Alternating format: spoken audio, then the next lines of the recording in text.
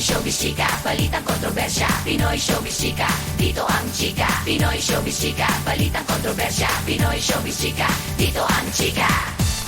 Nagdesisyon na si Catherine Bernardo, hindi na siya matutuloy sa reunion movie ng 2026. Isang pasabog na balita na yumanig sa buong industriya. Biglang nag-react ang fans online, gulat, lungkot at hindi makapaniwala na baka tuluyan ang tapos ang iconic love team. Hindi lang ito simpleng delay. Catherine is closing a decade-long chapter sa Philippine cinema. Mula Mara Clara hanggang A Very Good Girl, bawat role naging parte ng journey niya. Ang turning point, ang matapang na transformation niya bilang Philo sa A Very Good Girl. Dito nagsimula ang bago niyang direksyon. Mula sa pagiging Queen of Hearts, ngayon ay global actor na siya, mas pinipili ang roles na may lalim kaysa sa safe na rom-com formula.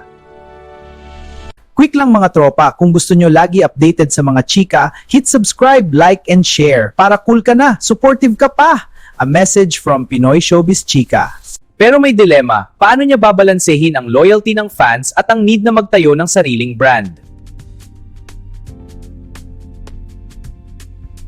Ang pagtanggi ni Catherine sa reunion movie ay may malinaw na pahayag, hindi na unbreakable ang love team formula. The audience have grown mature. Pinatunayan ng A Very Good Girl na kaya ng isang solo female lead na mag-dominate sa box office. Ngayon, pressured ang mga studios, kailangan nilang mag-pivot mula sa super couple projects papunta sa mas character-driven na kwento. Ramdam agad ang epekto sa career ng dating partner at sa mga proyektong nakaasa sa kanilang reunion.